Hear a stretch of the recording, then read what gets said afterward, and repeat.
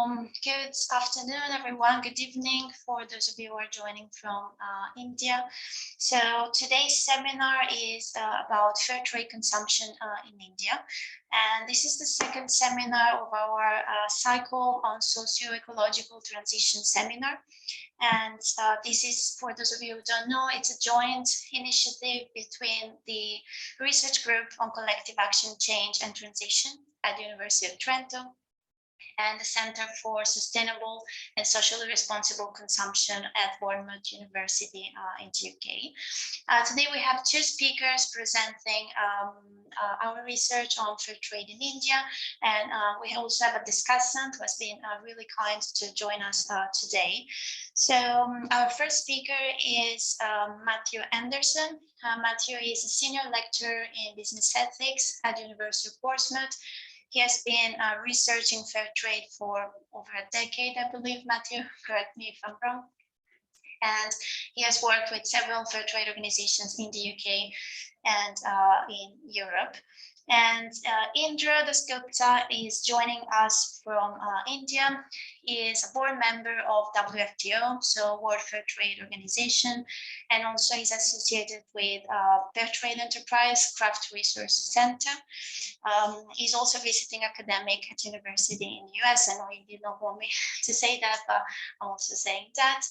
And so these are our two speakers for today. And they're going to be presenting this new research, still a work in progress. So we really look forward to hear your feedback, your comments, and your ideas. And we also have a discussant joining us today.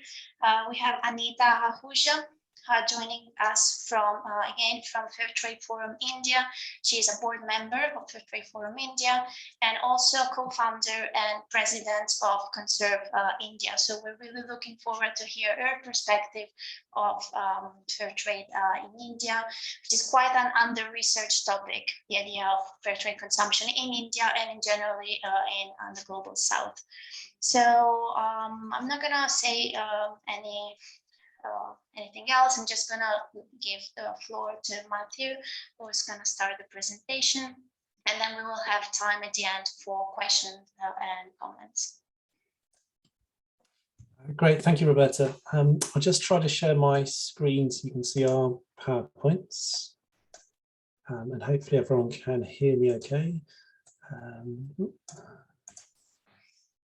Yes, we can hear you okay. Yeah, we can see it perfectly. This Okay, brilliant. So yeah, thank you very much for the introduction, and thank you everyone for joining this afternoon or this evening. What Roberta didn't mention is she's also a third author on this paper, or a co-author on this paper, but yeah, won't be presenting today because she's part of the presentation panel. Okay, a little bit of background then. So it's a paper we've been working on for about the last 6 months, but it's an idea that I've had probably for the last 4 or 5 years, that India is really interesting as a fair trade consumer market, and it's something I've wanted to do research on. Most of my research has been on fair trade in the UK. Over the last 2 years, I've had more contact with Fair Trade International and the World Fair Trade Organization, including projects in India. So the opportunity to develop this research has emerged, and also links with Indro and the World Fair Trade Organization in India. I don't think I need to say much more about kind of myself. Roberta already said I'm a senior lecturer at University of Portsmouth. We've been doing lots of research on fair trade at Portsmouth, and we were the host of Fair Trade International Symposium back in 2018. I'll hand over to Indro briefly to give us a short introduction. Yeah, thanks, Matthew. Thanks, Roberta, for the introduction. Good evening to all of you.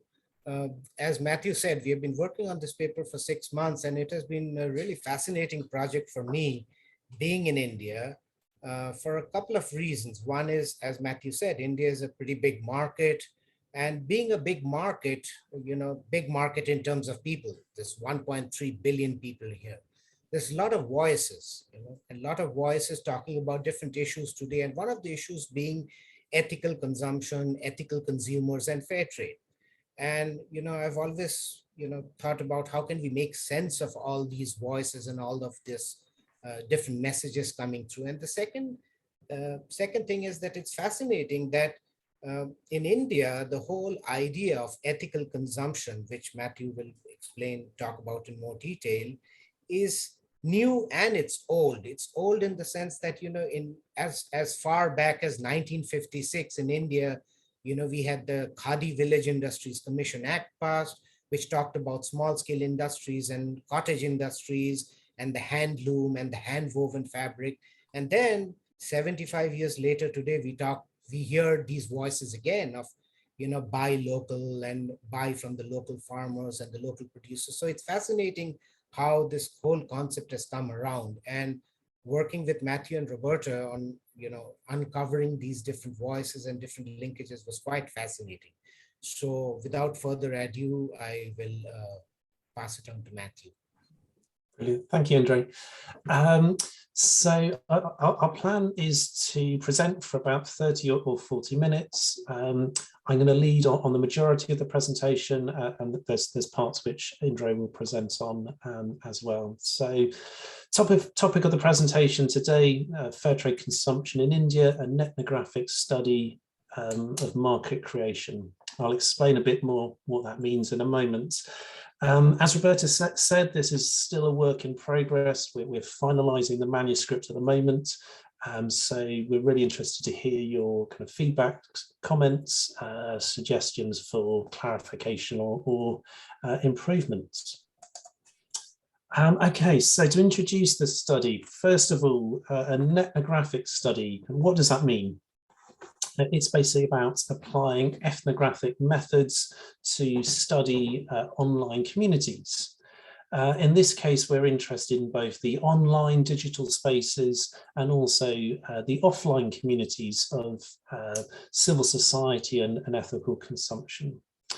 We argue that this digital space of consumer engagement and activism is a really important and under-researched area. And particularly with sort of COVID and limitations around kind of travel, it's sort of a growing area of research interest, or a growing kind of method of data collection.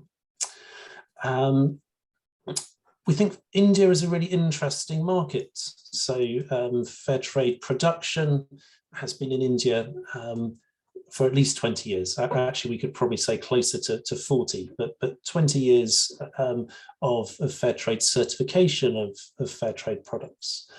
But the focus on Indian consumers is still relatively recent. So this is something we look to develop. In terms of kind of a more recent prompt for this study, there's an ongoing Switch Asia program. It's titled Switching for India's Consumption to Fair and Sustainable Goods. It ran from 2018 and is just coming to an end now. It focuses on 3 areas. So educating and engaging urban consumers in India about the concept of sustainability, developing a network, an active ecosystem of institutions to promote sustainable consumption, and engaging businesses to switch to sustainable and fair trade supply chains. And really what this means in terms of kind of the academic research is this is about market creation. So those drivers of creating a market for fair trade consumption in India.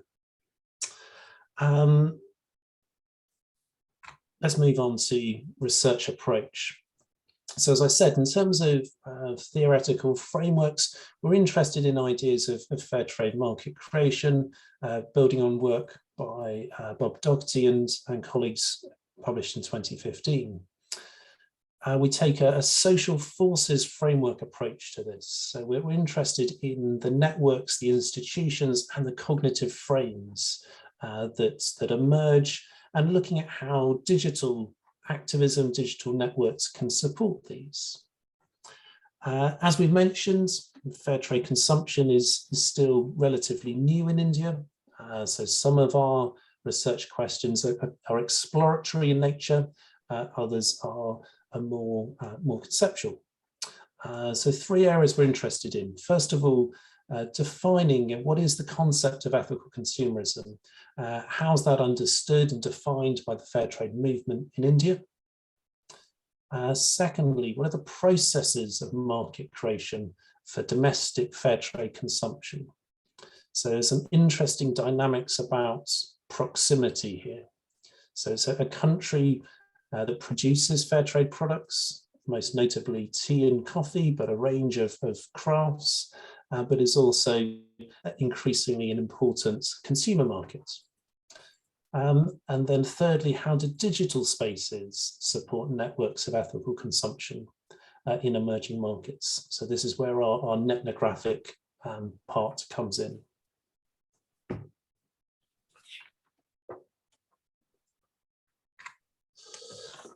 So let's move into some of the background literature on fair trade and ethical consumption. I probably don't have time for sort of definitions of fair trade now, but if you do have questions about kind of the concept or principle of fair trade, we can come back to those in the questions. So I'm going to assume a sort of a certain level of knowledge, and if you get lost, let's pick that up in questions.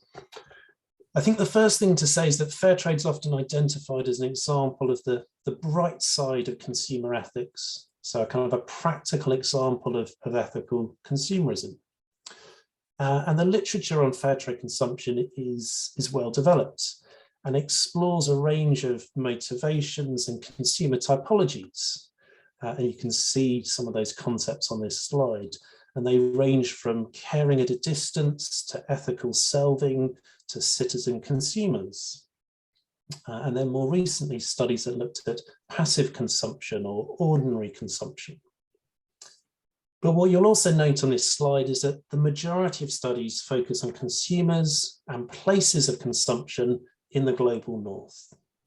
There are a few notable exceptions, and these are studies that we build on in our research. So the work by Doherty et al., Gregson and Ferdus, and Juliana et al. So this is an under-researched area of fair trade and also ethical consumption more broadly. Is that the dynamics of consumption in emerging markets in the global south. And I think for fair trade, this is particularly interesting because of that traditional sort of dynamic between global north as consumers, global south as producers. So this consumer market in India, in South Africa, in Mexico is starting to challenge that dynamic.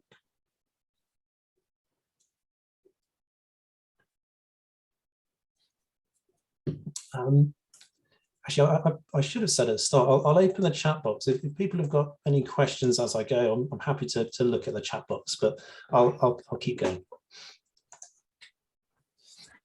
Okay, so what we did in terms of methodology, our approach is a netnographic approach, so informed primarily by Koznitz.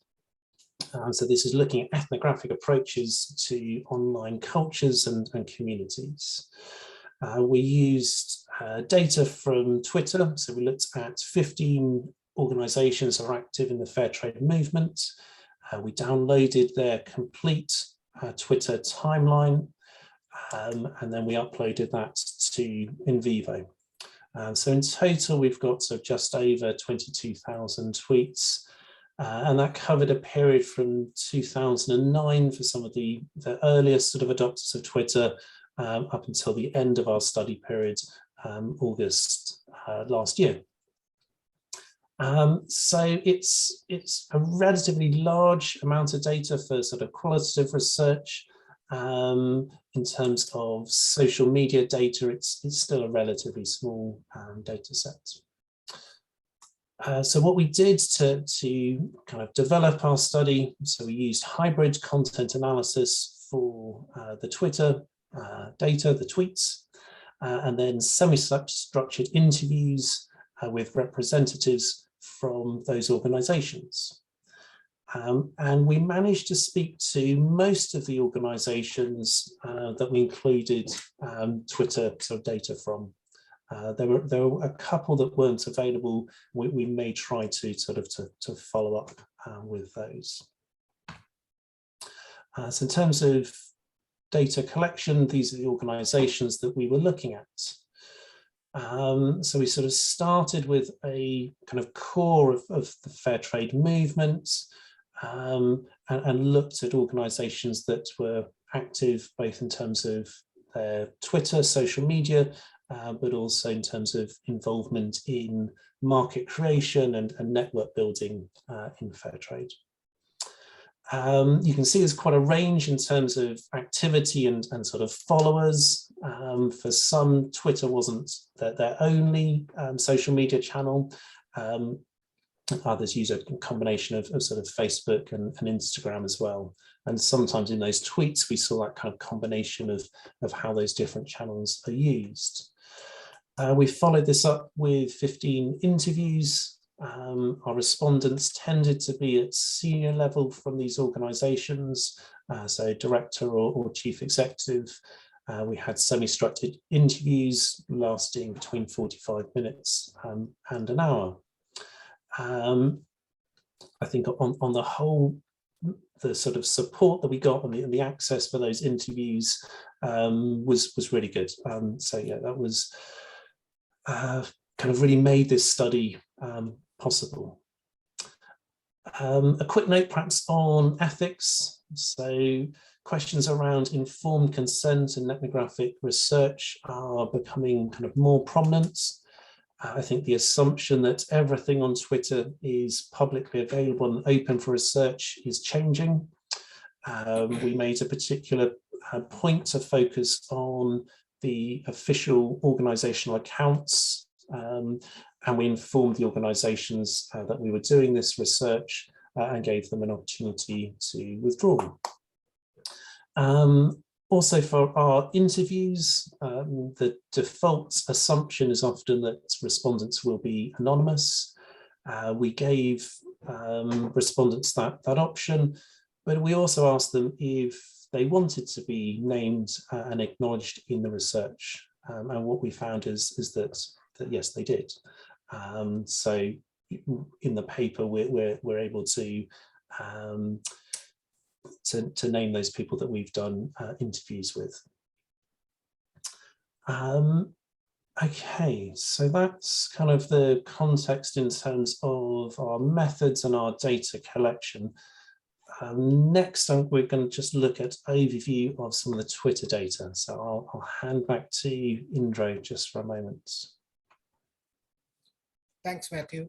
So as Matthew mentioned, we had a relatively small data set. It's about 22,000 tweets over a 12-year period. However, there were several interesting clear patterns which emerged. So the first one, which is on the slide, let me talk about it. When we looked at just the numbers, there were two clear themes which emerged. If you look at the two graphs on the top and the one and the word cloud, which is at the bottom right, you see that the majority of the tweets were about fair trade, fair, and trade. Just the words fair trade, fair, and trade. And this, we like to think of it as the macro level. So most of the tweets were pushing the fair trade, pushing or promoting or advocating the fair trade message at a macro level. In fact, if you look at the count graph, which is on the top right, you'll see it's the overwhelming, the count of the hashtags. The hashtag fair trade was the highest count by far. So at the macro level, we saw most of the action. Now, that being said, there was also a lot of micro level tweeting about some themes, for example, farmers issues or gender issues or organic food, or even what is called today signposting. So a lot of the tweets at the micro level were pushing the readers or whoever is tweeting to or reading the tweet to certain websites or certain promotions or certain events like the fashion revolution event. So the macro level dominated just in terms of numbers. Now we dug a little deeper and we looked at the sentiment behind the tweets, and the sentiment analysis is a very standard sentiment analysis we did using the NRC lexicon.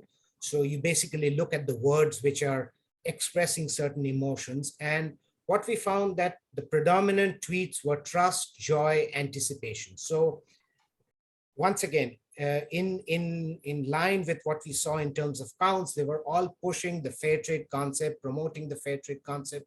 And then at the micro level, we saw some sentiments of sadness, anger, and disgust. Now, the sadness, anger, and disgust was more focused towards, informing consumers about workers' conditions and fair wages or lack thereof, and gender inequality and some disturbing issues. But just in terms of numbers, the negative emotions were way less than the positive emotions. So, quite simply, the numbers quite told us that, advocating fair trade or advocating ethical consumption, fair and trade consumption was the predominant message in all of these tweets. Now, if you can go to the next slide, Matthew. Once we did, the next slide is yours. I'll be quick on this one. That's all right. I mentioned hybrid content analysis, and just to explain kind of what we mean by that. So it's using computerized analysis with NVivo, and also combining that with manual coding. So we used NVivo to support the data familiarization and help inform first order concepts. This is particularly useful around text searches, so searches for particular keywords around consumer or fair trade that allowed us to build word trees, or frequency analysis for hashtags. But then building towards here, you can see on the slide the thematic framework. So as we move to second order themes, these were developed through manual coding and iterations based on our discussions across the research team. So I think it was a really good way of sort of managing that data in a way which would have been quite challenging just through manual coding. So that process of those searches and then building the level of manual coding into it. Indro. Yes. So in the next step of the analysis is when things got really interesting. So what we did here was to classify the tweets in different levels. And how was the classification done? So the classification done was on the basis of what does fair trade consumption mean in terms of consumer responsibility? So saying it differently, what does ethical consumption really mean? And for a consumer, for just a regular consumer, what does ethical consumption mean? And in analyzing the tweets or classifying the tweets based on this concept, what we found three distinct levels. We found there's a local framing or a local interpretation, a national framing, and then there's a global framing. And how are the three different? If you look at the local framing column on the left, you'll see in terms of local framing, ethical consumption means community development or farmers, supporting the farmers. And all of us, some of us attending from India know about the farmers movement. Or we talk about local value chains, buying local, or even the concept of fair trade towns, because there are 2 fair trade towns and there's a lot of tweets around that.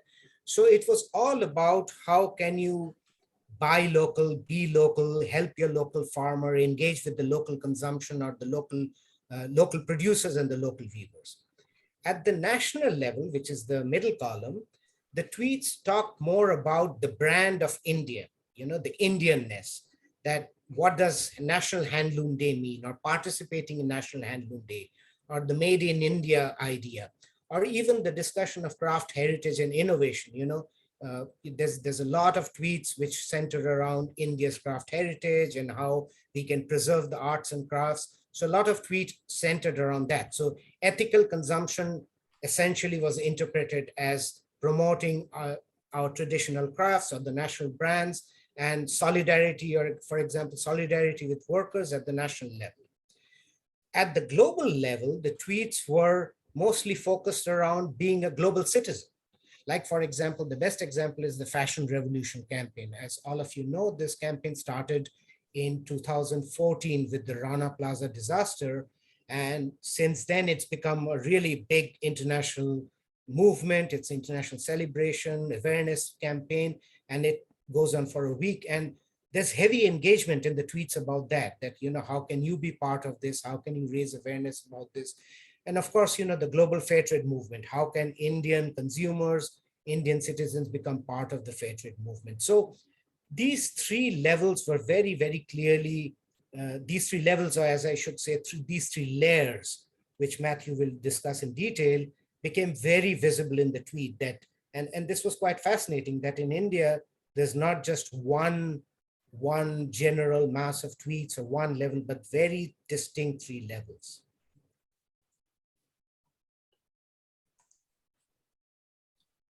In fact, this tweet which we put up from the Fair Trade India CEO, Abhishek Jani, and we did not take his word layers. I promise you, this was an independent tweet. And he says it, that, in a country like India, and I repeat, with 1.3 billion people, you need people to have patience to sit through and understand the layers, because there's a lot of voices, a lot of tweets. And, when you were looking at 22,000 tweets, you would think that they give one message, but it did not. It gave many distinct messages, as we saw in the three layers. And I guess this tweet is very, very informative of the analysis which is going to follow. Yeah, thank you, Indro. Just a quick, so this was from an interview rather than a tweet, although I think we'll find similar tweets as well. So building on that idea of this sort of this complex market in India, we tried to think about how do we make sense of this, and what we developed was this multi-layered model of fair trade consumption. So we've started to talk about that first aspect, so the different levels of local, national, and global. What we took in terms of the approach we took to theory building was an abductive approach. So this study affirms some previous findings, so particularly the importance of cultural knowledge and institutional practices. There's also areas where it extends prior theory, so in particular around ordinary consumption. So we extend work of Gregson and Furders. But it also reveals new concepts and processes. So I want to talk in a moment about the role of sense layering as part of a dynamic multi-level cycle of sense making and sense giving. So what I want to do in the next few slides is to look in a bit more detail at the framing of fair trade and these emerging typologies of ethical consumption. So our focus here is on ethical selving, ordinary consumption, citizen consumer, and then the three parts of ordinary consumption: aspirational, passive, and authentic. We're going to start at either end of this continuum. So first we'll look at the individualistic, so the ethical selving, then move to the more collectivist, citizen consumer, and then we'll look at ordinary consumption. Here we argue that perhaps it's not quite as homogeneous as previous studies suggest, and that this may need to be divided further into these three types. So in the next couple of slides, I just want to give some illustration, both from the Twitter data and from interviews. This is going to be a very kind of brief overview of some of the data that we've got, but hopefully will give you a bit of an insight into some of our findings. So previous studies of fair trade consumption have noted that buying fair trade products is not only a means of doing good, but also expressing consumer identity. So Farrell, in his paper in 2009, talks about consumers constructing themselves as ethical selves. And this is something that we saw both in the tweets and also in interviews. So ethical consumer identity was valued by middle class consumers, but it was noted that it may also cause conflict with wider challenges around sustainability, so in particular, overconsumption. So talking with the editor-in-chief of the Voice of Fashion, leading fashion magazine that also has a sustainability angle, they talk about, you've got this sort of tension or dynamic of consumers, you know, wanting to buy clothes that are certified as green or ethical or sustainable. She makes the point that there's actually a lot of confusion between these different ideas. But then what consumers say is, well, I've done that, and now, you know, what I do with the rest of my purchases is kind of up to me. I'll then sort of fill up my closet. So I've made one purchase to kind of demonstrate my kind of ethical self, but actually there's kind of wider challenges about overconsumption and perhaps not being addressed. So I think that's a challenge and a tension with this particular framing. Perhaps what I should have said is we haven't tried to quantify the frequency of each of these frames. And I think that, potentially that could be an interesting, useful sort of further study. So an opportunity for sort of consumer surveys to try and establish the prevalence of these typologies. There will still be some challenges around survey bias, but at the moment, what we've identified is that these typologies exist, and that ethical consumption has multiple dimensions and meanings as it's practiced in India. So moving to the other end of the spectrum, so this is the more collectivist. Citizen consumers. So this is a concept that's been talked about in the global north. We still have a kind of a sense of feeling good about consumer choices. But what's also clear in this consumer typology is one of empowerment. So that shopping is represented also as voting. So buying fair trade now has a citizenship dimension. This message around power of you was promoted by Fair Trade India. You can also see in the hashtags actually the reference to Switch Asia, which I mentioned at the start. But that connection, you know, to empower consumers that had felt disempowered by brands that were controlling everything. So this opportunity to make a positive choice, but also to have an impact on farmers through that shopping choice, and connect themselves to a wider global movement of fair trade campaigners. So we've looked briefly at kind of either ends of this continuum. What sits in the middle is ordinary consumption. Previous studies, in particular, mentioned Gregson and Furdus.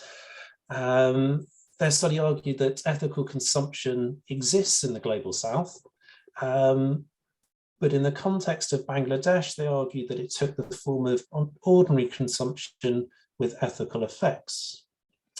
So what that really means is that consumers focused on buying quality products, and the focus of that study was on a particular retail chain, so the Paragon retail chain.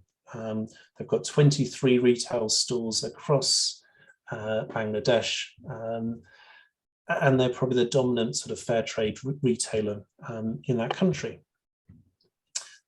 But what we argue that it's different in India compared to ethical consumption in Bangladesh is we've got a market that is much more diverse.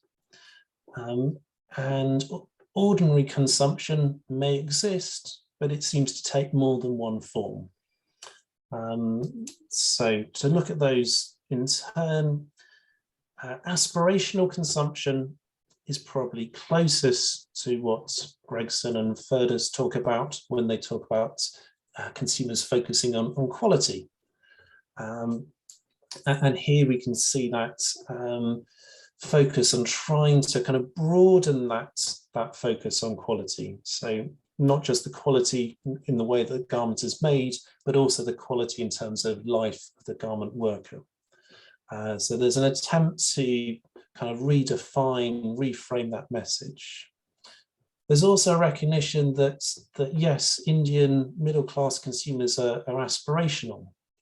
And it's relatively easy to make that case on sustainable products, eco-aspirational products, but perhaps more difficult when it comes to kind of working conditions. We also see links here perhaps around a sort of a national sentiment and identity. Interesting hashtag, you know when you're Indian when you appreciate handcrafted products made by artisans. Second dimension of ordinary consumption that we've found through the tweets and discussions with interview respondents was around focus on authentic consumption. Previous studies of consumption have identified aspects of control, connection, and virtue as being part of consumers' desire for authentic consumption experiences. And the interviews that we completed highlighted the importance of building authentic consumer connections, particularly for craft-based organisations. And we can see the interview here from KGU talking about having visitors to their craft production and actually seeing the products being made, so they can tell that they're authentic. Then with No Nasties, it's a clothing brand, talking about authenticity of the business. So around small business, around ethical consumption, and also again seeing that hashtag made in India.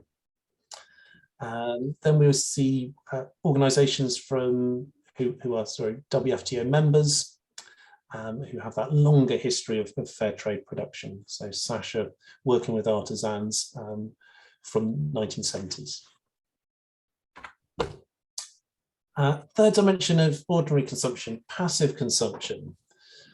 So in mature fair trade markets such as the UK, academic papers such as work by Bob Doherty have talked about this idea that consumers are buying fair trade, but they might not necessarily know it. So they're buying brands that they're familiar with. They're perhaps buying bananas from supermarkets, but they're not always making an active choice. So it's perhaps becomes sort of habitual rather than individual consumer choices. In fair trade emerging markets such as India, we haven't seen as many brand conversions, and the accessibility is still a kind of a wider issue that kind of limits the possibility of passive consumption. There's some indication that that is changing. So we see Paper Boat is a big brand who now sells fair trade cheeky, so as a peanut snack. But there's also kind of a wider discussion about what does this mean for consumer agency?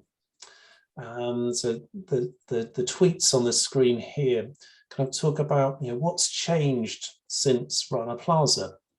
And the first response talks about kind of more brands committing to sustainable sourcing. And this focus on brand commitments potentially fits with this idea of passive consumption. As you have brands converting, there's less focus on consumers having to make that choice. But then we see this other part of the discussion to say, it's not just brands that need to be responsible, it's also consumers. We need to grapple with irresponsible consumer too, but we need to do this in a way that's not preachy or condescending. So that there's still a kind of a tension at play in terms of how to mainstream fair trade, and where does the consumer fit in terms of a kind of a theory of change. So in the last couple of slides, I just want to think about what does this mean for making sense of fair trade and ethical consumption in emerging markets. How do we understand this diverse and multi-leveled market and fair trade social movement? What does our study tell us about fair trade networks and their role and also limitations as a social organization creating and facilitating new markets? So what we've developed is an approach to sense making, sense giving, and sense layering. So the concepts of sense making and sense giving are already established in the academic literature, and the definitions are on the PowerPoint. What we argue, though, is in the context of the fair trade markets in India, what we see actually is a process of these three attributes. So it's a dynamic and multi-level cycle of sense making, sense giving, and sense layering. So we define sense layering as aligning or connecting these multi-level dimensions of meaning construction to make sense of some of these processes of change and also conflicts within the social movements and across this multi-stakeholder network. So just to go into a bit more detail of what we see, so we argue that the practices of ethical consumption are complex and diverse, that perhaps it's not just kind of ordinary consumption. And we propose this concept of sense layering to explain those dynamics of meaning construction.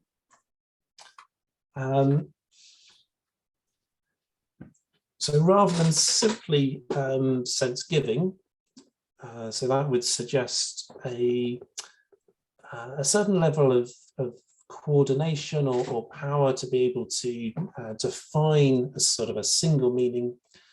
What's happening is something that we call sense layering. So this is how you bring together different dimensions of ethical consumption to make sense of these multiple campaigns and policy initiatives. Much of the previous research on sense making and sense giving is focused at an organizational level.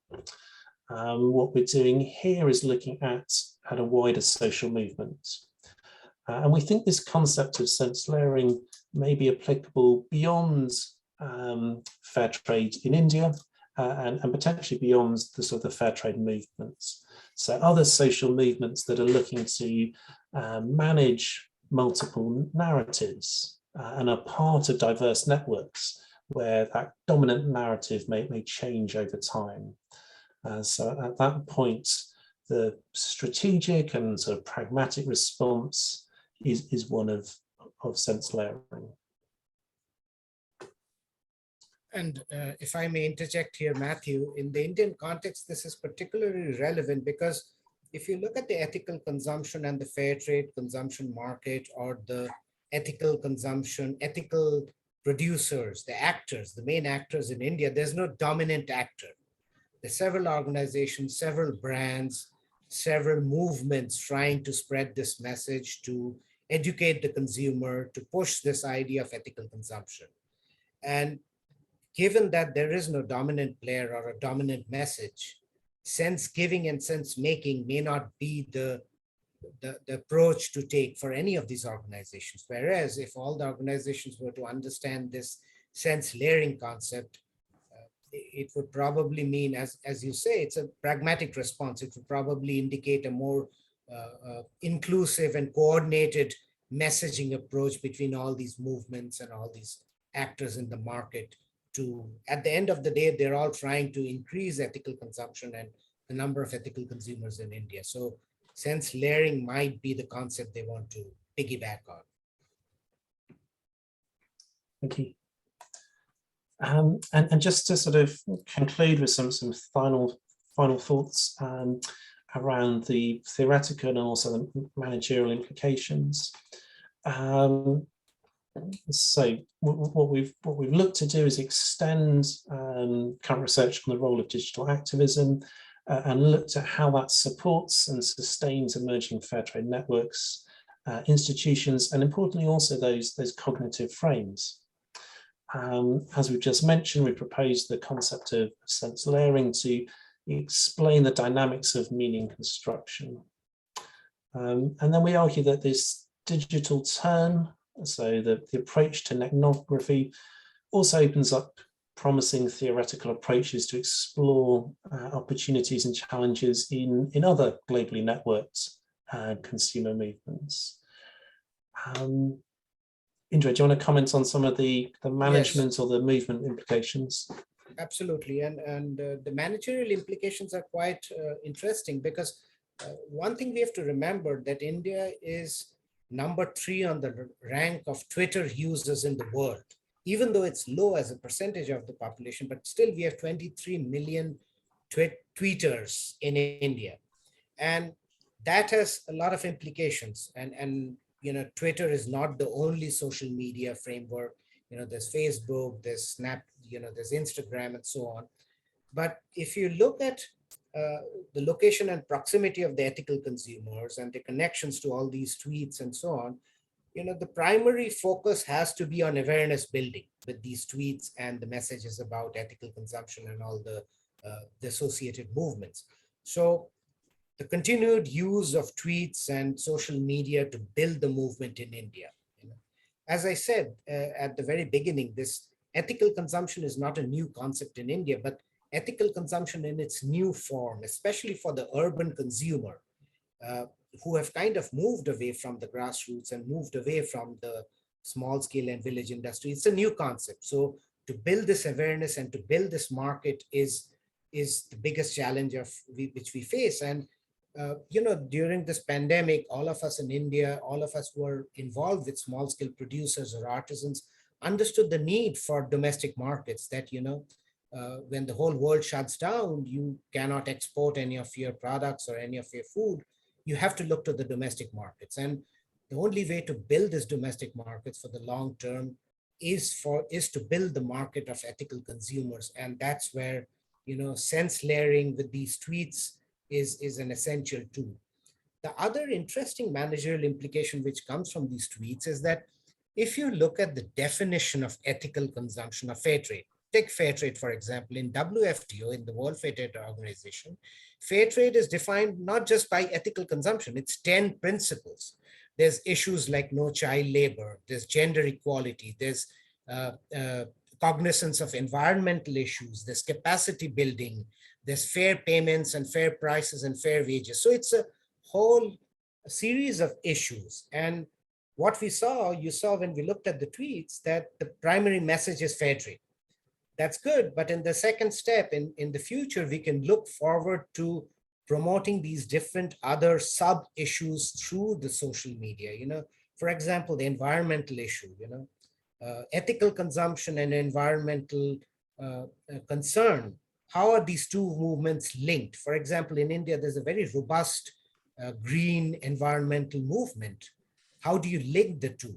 And the sense layering and the social media tools and tweets give you a framework on how these linkages and synergies can be exploited in the future or used in the future. Great, thank you. I think we've come to the end of our presentation time. Yeah, thank you for everyone that's joined today. I've put my email address on this last slide. So yeah, if you want to contact me, and I can share with Indra and Roberta as well. Shall I stop sharing? Do we hand over to Anita? Yes, thank you so much, Matthew and Indra. really looking forward to debate. But yeah, maybe let's hear from Anita first. Yeah, we look forward to hear Anita's thoughts, and then we can open up to debate. Thank you. And congratulations, Matthew and Indro. I think that was a very, very insightful presentation. You both spoke about and relevance of India as a market. I personally, since the time Matthew interviewed me, I have felt that one thing which we strongly lack, I mean, also it showed the numbers on Twitter's, that we are not really pushing policy in India. And at the moment, India is really at a turning point because the present government is very keen that social entrepreneurs should take the lead. And for that, a large amount of funding is also available in the social stock exchange, which will show where the social enterprises can list themselves and access both grants and capital of different kinds. So that is a very good initiative being really promoted by the government of India, which I think social enterprises should benefit. Also, the government is working on various frameworks for circular economy. And I think fair trade can ride on that. So one of the, I've always felt where in India, the fair trade enterprises are lacking is that we have not tried to create a narrative, a substantive narrative, either online or offline, which can nudge the policy makers towards fair trade. Like the awareness level of fair trade in government corridors is very less compared to the long history that fair trade has had both internationally and nationally. So I would really, I'm really looking forward to carrying this research forward and meeting a whole lot of, through the Fair Trade Network, meeting different political forums to nudge the policy makers towards understanding the value system, which both of them mentioned. So it was so well articulated. And of course, we have had a strong government social enterprise partnership in the past also, like Khadi Udyog was mentioned, or we have Delhi Haat. We have marketplaces earmarked. We have policies which truly shows a good partnership between social enterprises and government. When they work together, you can make a national footprint. So I think it is time that the fair trade companies collaborated much more closely, and and we work with the government to not only give us good spaces to showcase our products as fair trade companies, but also build projects at the local level and the community level, the state level, the national level, so that we have a body of like a written word. Besides, of course, we do need several studies. So I'm really very happy to, when I saw this study, it was so much needed. But we need several angles have to be now, studied upon if you're going to look India as a market. I'm definitely sure that in the next 10 years, India fair trade can be easily recognizable in India just as it is in UK. But if we don't push and pull at the moment, consistently for some years, make our presence felt, and start commenting, like Twitter was taken as an example. We are not talking enough about how we feel about policies. We are not creating that kind of content on Twitter which will make people notice us. We are, of course, there are some organizations who are, but we need a kind of a more strategy. So we have two very vibrant networks in India, who closely are associated with fair trade, rather their origins are fair trade. So I feel that it is time that, in our international partners and national partners, we create those strategies where we can nudge the government, because it's very important in India for us to have some kind of a policy support, either in form of incentives or marketplaces or capacity building funds, compliance funds. Most of the social enterprises in India are very, very small, and we really lack the funds to become larger. Either finding new markets on online is quite expensive. To get WFTO audit done is expensive. So most of the enterprises are very small, but I feel that if we kind of get together to form a strategy, we can push the government. And actually the time is absolutely now, because like India is going to be now the next G20 leader for the next 2 years. The government is looking for projects from social enterprises, which it can showcase as a great collaboration between government and social enterprises. So I really feel that if we can use this study as a basis, and then of course through more brainstorming, we kind of create a strategy which we can go then knock along with this study on the doors. So this will get us, ultimately a seat on the table, where we can start thinking of what kind of incentives will help our whole fraternity. So I wanted to speak about this. And of course, like another point I want to, since we are so big on compliance in fair trade, and traceability is a very important issue. The government is organizing special training programs for blockchain. They want social enterprises to have that kind of legitimacy and credibility, which only comes through traceability. So how can we use blockchain to show ourselves better? If we are ethical and we are doing wonderful stuff on the grassroots level, then we should be able to project it very nicely. But so the government is really pushing social enterprises to, kind of evolve and its own space. And I would really like fair trade to come and position itself as a, one of the leaders of this whole social enterprise movement in India. Well, I'll be happy to answer any questions along with Matthew and Indro.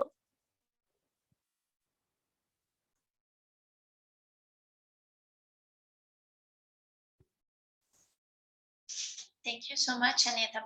I will probably leave it to Matthew and Indro to answer directly. I think there is so much interesting, and probably if we think at our findings, we actually did not find a lot in terms of promoting a policy environment that is favorable to fair trade. So what Anita is saying is really spot on, and probably something to work towards together. But I'll leave it to you to answer more in detail. Do you want me to respond now, or I can see Maria's got her hand up?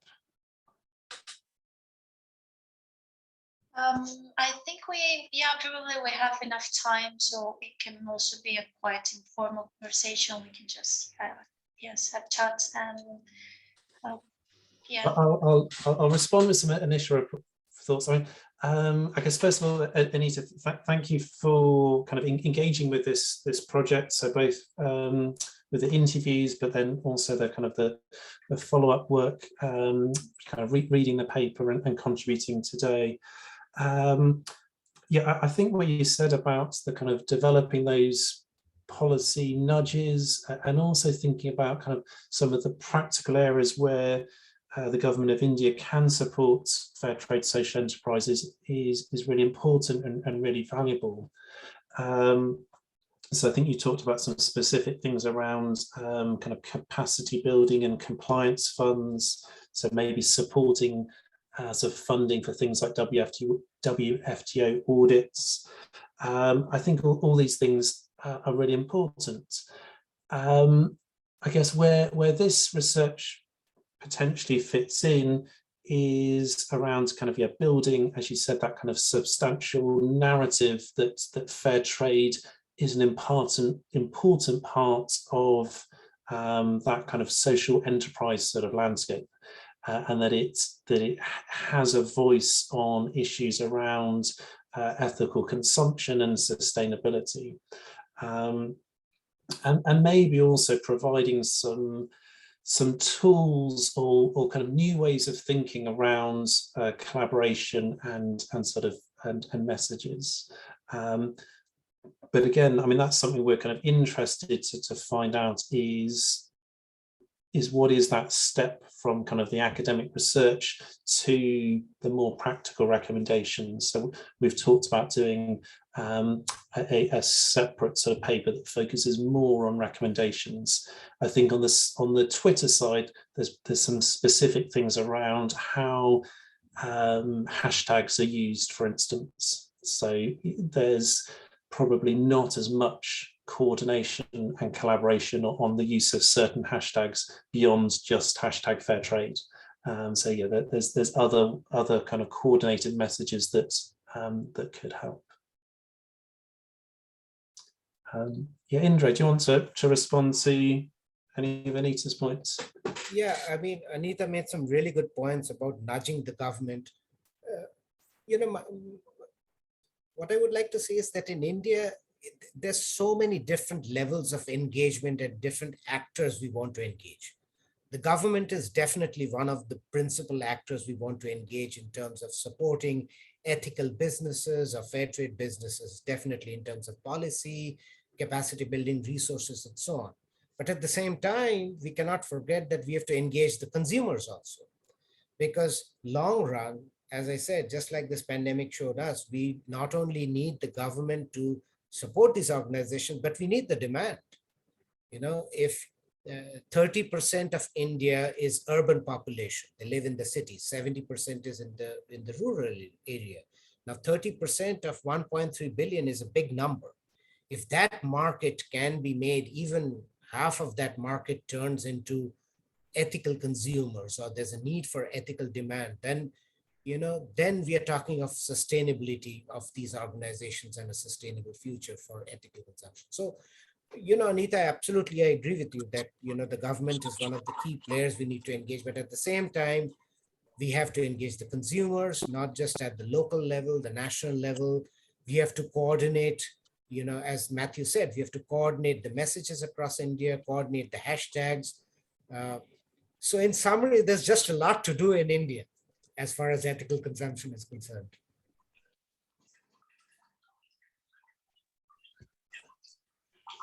And I think also, Matthew, what you were saying about these new ways of thinking about collaboration is really very much also in the spirit of the cycle of seminars. So this idea of collaborating between academics and movements, practitioners, not just having like this idea of research, which is quite extractive. So you extract information from your participants and that's the end of the conversation or the collaboration, but really collaborating with research participants toward a common goal. It's also the spirit of the seminar. So we're really happy to hear this conversation, and also we're really happy to have you, Anita. So thank you for bringing this up. I think we had Maria first having your hand on. Hi, Maria. Nice to see you. Yes. Hi, Roberta. Thank you so much, first of all, for organizing this and for sharing the link. It's really great to be here.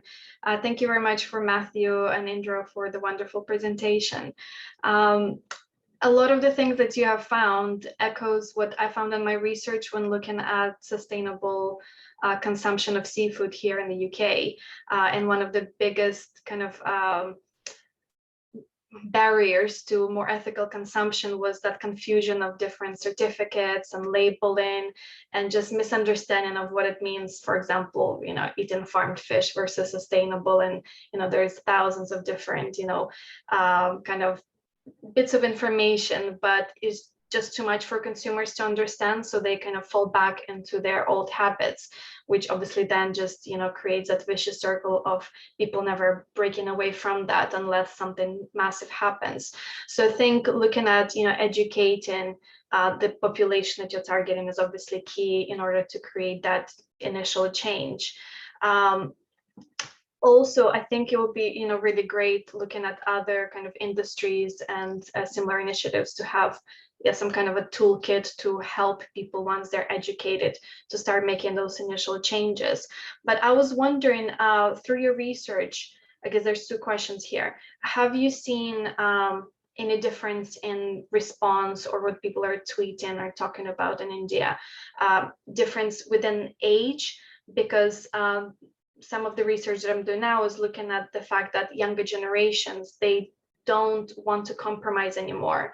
They expect companies to provide them with something that is sustainable and functional and, you know, sexy and cool. So it's not just, you know, having something sustainable to feel good about it, but then not so, you know, different colors or different material or whatever, you know, the product is that they're buying, versus all the generations, they are, I guess, kind of willing to pay more for something sustainable but not so functional, or something that they will be used to or willing to wear, for example, if you're looking at, you know, clothing industry.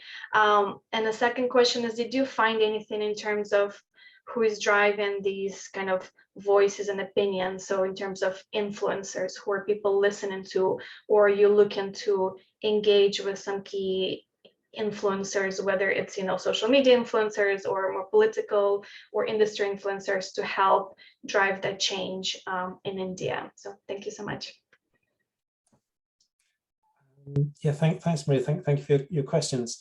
I think on the first question, our data really came from the interviews and also sort of market research reports that were shared with us, because this wasn't a study of consumer voices, it was a study of the fair trade social movement, so the brands and the social movement organizations. So sometimes we do get the voices of consumers when there's a dialogue with one of the fair trade companies or brands. But partly because of the kind of the research ethics, our focus wasn't on kind of the individual consumer. But we did have information shared with us from Fair Trade India and other organisations that had some of that sort of demographic detail. At the moment, I would say I need to go back and look at the breakdown by age. It's mainly, the main focus is on breakdown by income, really. So that there's a target of around 10 to sort of 20 million urban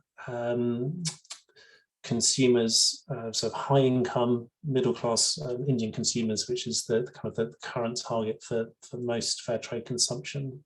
Talking to some of the brands, they said you could probably identify it to 5 cities and 2 locations within each of those cities, and that's your kind of initial kind of target population. On certification, or maybe not on certification, on consumer understanding of fair trade and sustainability, yes, there's a lot of confusion. I don't think at the moment it comes so much from labels, because that market isn't so well developed. There are some labels, and some of them are kind of long-standing. Also in the craft area, there's the Khadi mark and the handloom mark. There's the World Fair Trade Organization mark and the Fair Trade International mark. But actually the confusion also comes from just ideas of sustainability. On the fashion side, respondents were talking about the idea of craft washing. So just saying that something was produced by artisans or from a craft background without really having any further traceability or kind of knowledge around sort of production. Okay, second question, influencers. Influencers we do know a bit more about. They seem to come and go. and they're probably more important on the fashion side. So most of our discussions were either around food or fashion.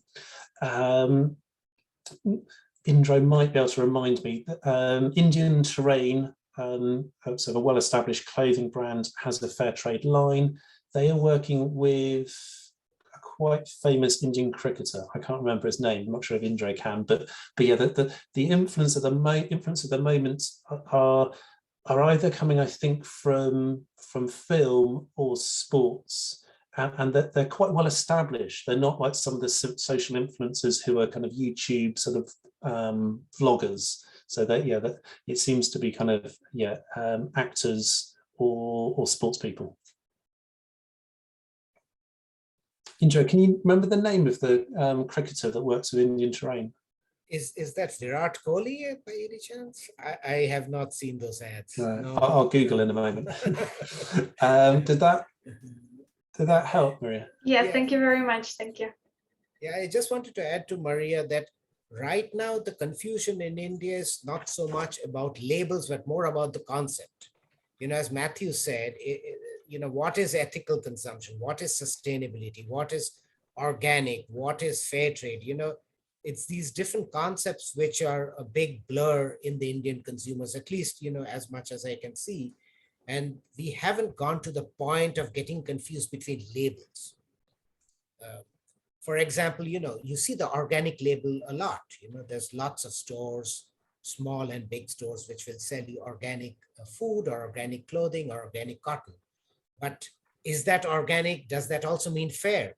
Does that mean it's sustainable? That's what the Indian consumer is still trying to, you know, kind of get a grasp on.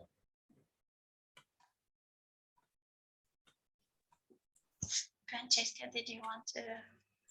Yes, first of all, thank you very much for this presentation. It was very interesting. And as Roberta has already said, this is really into the spirit of these initiatives. I like to put in circle academic and real world and actor experience. I have 3 questions. One probably is more for a couple, probably more from Indro and the one from Matthew. Indro, you at the very beginning of your presentation, you said that the fair trade is something new, old and new. So I would like to take this opportunity to know a little bit of history and that part of the old, because as well here, I mean, if I think to what we are seeing in Italy, we are also observing something old re-emerging. So I would like to know something about that. More about the paper. I was also curious about this. You talk about this multi-level framing. And I was thinking if you have noticed that some framing, like more local, national, or supranational, international, are linked with specific organization. I mean, the question is, are specific organization kind of use a specific level of frame?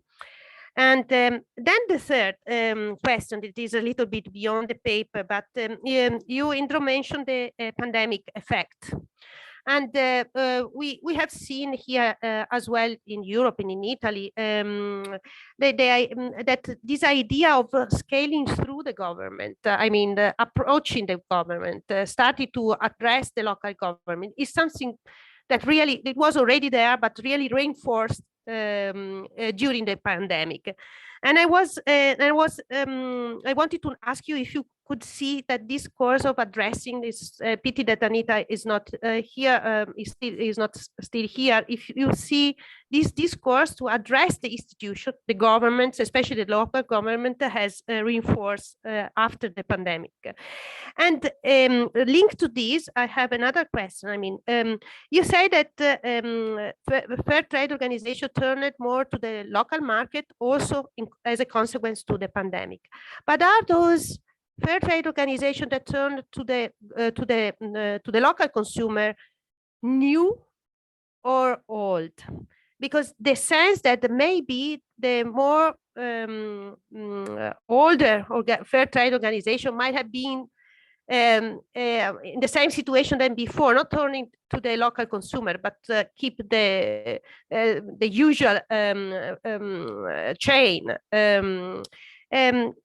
It might be that there are new actors like actually embracing the fair trade discourses after the pandemic, addressing the local consumer, because this is something that we are observing in Italy. I mean, for example, there are new producer, new farmers that were outside this fair trade logic that after the pandemic has started to actually embrace these kind of discourses and practices as well, not just discourses. So these are my 3 questions, and thank you very much. It was really very interesting. I guess I'll address the India questions, Matthew, and then I'll leave the multi-level framing question to you. So Francesca, the reason I said this old and new thing is that if you really look at fair trade, what is it? What is fair trade? It's basically, you buy local, you buy directly, there's no middlemen involved. You buy directly from the producer, whether it's the farmer or the artisan. You buy at fair wages, you encourage local raw material usage, which is environment friendly. You look at, look at negligible transportation costs, your products is not being transported across long distances. So if you look back 75 years, or maybe even 100 years, if you look at the Indian economy, it was mainly agricultural, it was mainly rural. And even now, if you come to any of the main big cities, there's only a small percentage of the people who will go to one of these big shopping malls. The majority of the people will go to the local market, local farmers market, and buy their produce, right? Now, all of this produce is not organic anymore. They use pesticides and fertilizers and so on. But the concept of buying local, of buying organic, of buying at a fair price, of buying from the local producer is still there. Now, when these big malls came in, the big shopping centers, when these the chain stores came in. The coming of the chain stores is not an old phenomenon in India. It's fairly new, maybe 20 years, 25 years. And when these came in, people started rushing there, and now they're buying, if I go to the chain store, I can buy pineapple from Peru, which is crazy. It's coming all the way from Peru. Or I can buy fish, salmon fish, which was fished in Alaska, packaged in Vietnam, and is being sold in India, which is like, another crazy concept. And what's happening is some of the people are losing the idea that, okay, we can do better than that. We can go to the local market and we can buy fresh and organic. And if we need clothes, we can go to the local tailor. For example, most of the fair trade organizations who work in India on the non-food sector, like us, we work to promote the crafts which were lost because of machine-made textiles or machine-made yarn or machine-made fibers. We are going back to handmade. We are trying to promote the handmade clothes and handmade garments and handmade fashion accessories and so on, which was there before. It's not that it was not there. It just lost the patronage, it just didn't have the market. So what we are trying to do is going to come back to that. And, one of my favorite authors all time is E.F. Schumacher, Small is Beautiful, the book. I'm sure all of you know that. We are going back to that small is beautiful concept. And Schumacher wrote that book in 1970s. I mean, that's 50 years ago. So it's coming full circle. And, the pandemic, absolutely, you're right in your question. Your question is really a statement of fact that the pandemic has made it clear to the government that they need to support the small scale sector. They need to support the medium sector, because when the pandemic happened in India and everything got locked down, it was the small scale which suffered the most. Because we don't have social security payments in India. We don't have, a really strong network to support that middle and low income people. And what the government realized that they need to push them, they need to give them subsidies and, free rations and so on. So the pandemic was eye-opening. I wouldn't say the government responded very quickly, but it did in the end. And the national government, the local government, the state governments, they all responded eventually. And now there's an increased need. They see the need to strengthen the domestic market, the domestic supply chain, and the domestic small scale sector. So you're right, the pandemic has been redefining roles and responsibilities in a very, very large way. Matthew, I'll leave the multi-level framing question to you. Yeah, thank you.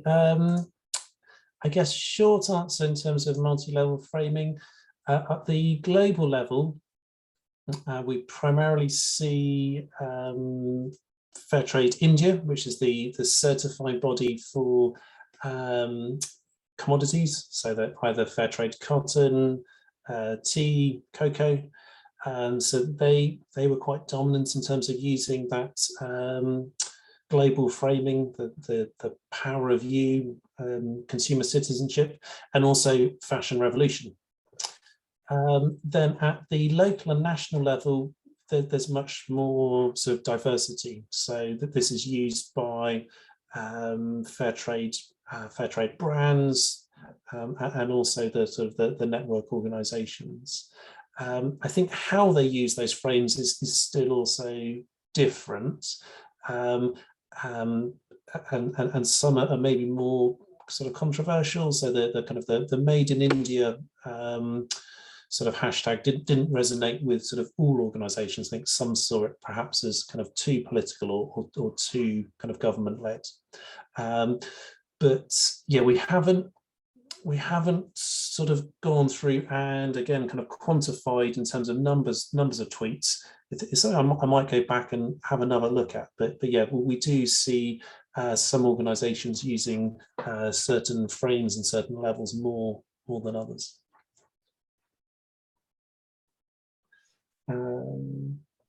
Thank you. I'm looking forward to read the paper. Thank you. Thank you very much. I think we have still a couple of minutes, so probably we can address both Michaela's and Anita's questions. I think probably Michaela's hand was okay first. Okay, so would you like to unmute yourself? Thank you. Yes, first of all, many thanks for your presentation. I really enjoyed it. And then I had a curiosity about the use you make of the term social enterprise. I was wondering whether this is a popular concept in India, because you know that worldwide there is a big debate around concepts, kind of, you know, social and solidarity economy, third sector, social enterprise. So I was curious about why you chose this concept, particularly if this is the way fair trade organizations set to define themselves. For instance, I noticed that also Anita was employing this term very much. So I imagine that it's really in fashion in India. And also if there is a legal framework for this kind of organizations in India, because obviously when you think about you know, support by the government, obviously having a legal form would help. And I was also, I mean, in the last small question, very curious about whether these organizations have democratic governance, a participatory and collective, let's say, governance, or if they are kind of individual entrepreneur, or if there are the two, you know, ways of doing this kind of organizations. And that's it. Thank you.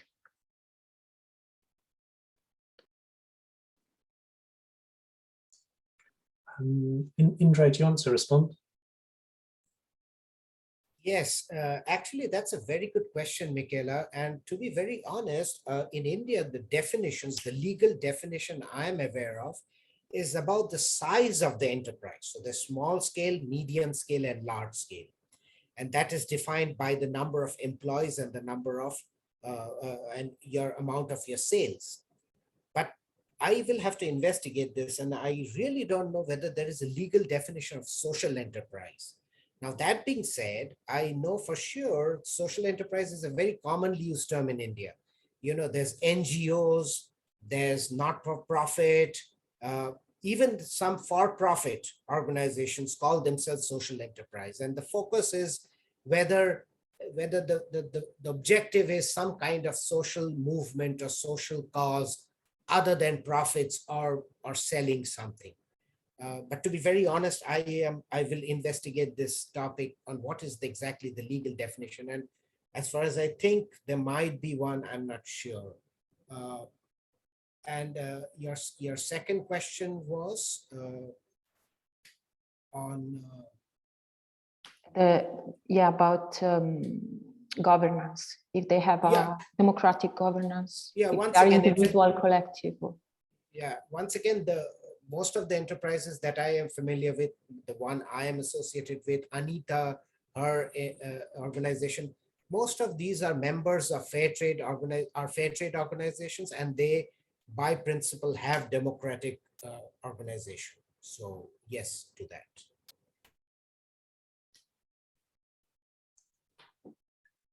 Yeah, and I guess just to follow on a bit in terms of the use of the term social enterprise, it's what's most commonly used by World Fair Trade Organization members. So it's used globally, but also used for members in India. In terms of trading organizations, we looked at a mix. So some were World Fair Trade Organization members. They tend to be the sort of craft-based, sometimes smaller, but not always. So they will follow the 10 principles of fair trade. Democratic representation is part of that. The ownership structure varies. So some are cooperatives, some are not.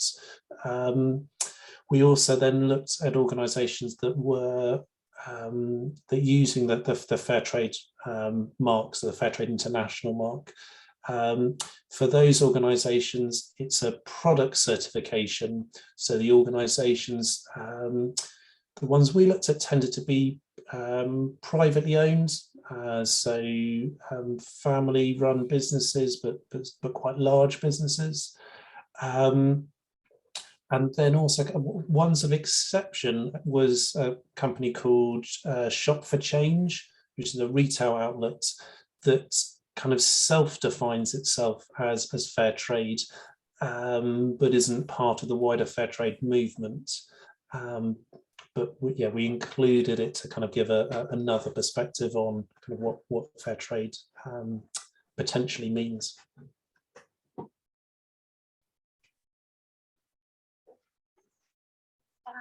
Great, thank you. And I think Anita is the last hand that I see up. Yes, thank you.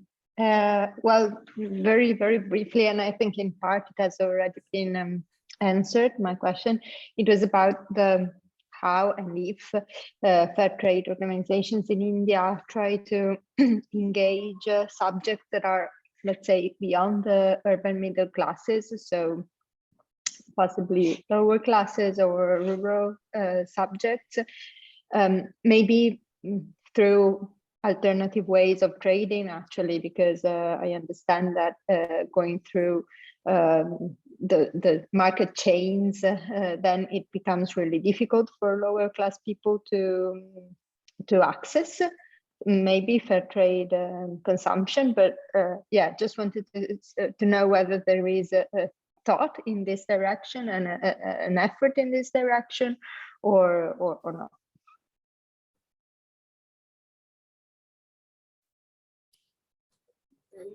I'll just comment briefly. In the whole fair trade, ethical consumption world, if you look at it globally, the predominant narrative for many, many years, for almost 30 years, has been North versus South, right? It's only now in the last 4 to 5 years we're seeing the North and South trade paradigm evolving. So, in India also, that's the whole thing. If you look at the tweets, these were from 2009 to 2021, 2009 to 21. So this is the period in which the South-South trade is emerging. And that's why this makes it all the more interesting, that all of this is moving towards engaging the local consumers, the local market, the local actors in this whole concept of ethical consumption, that it doesn't have to be a North-South paradigm all the time. Now, how will this evolve? We'll have to see. I hope that answers some of your question at least. And perhaps to sort of to build on that, I don't think we see perhaps the same type of solidarity economy that's present in parts of Europe and in South America. Connection to kind of other parts of or beyond sort of middle class is mainly through support for local community and for producers. So fair trade social enterprises were a big part of support during COVID. So whether that was people that worked for them or other areas of sort of local community, so providing sort of food and services during that time. We can look a bit more. I don't think that there has been a big focus on kind of diversifying the consumption side of fair trade. Paper Boat has a product that is aimed at sort of a broader kind of middle class consumers, which is the cheeky, but it's still aiming at a group of consumers that buy kind of packaged products. Not sure. And Anita, can you add anything else in terms of engaging with consumers that aren't identified as kind of middle class consumers? I think Matthew, Anita. As Anita's left. Yes, I think she's not online. That's okay. I think that is a question that we can look into kind of a bit more, and there is a challenge around the sort of the mainstreaming and kind of widening of fair trade on the consumption side.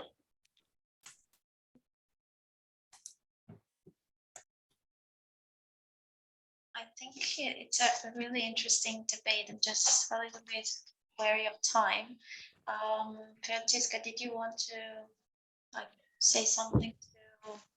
No, thank you very much. It was a very interesting debate. We have even opened this interesting issue at the very end. We should keep it in mind. I think it was also interesting, Indro, that you mentioned the period that started after 2009, and we saw the same because we had this division in Italy about North and South, the South producing for the North and the middle classes consumer in the North. But after the global economic crisis, we started to observe as well this South and South and North and North network reinforcing.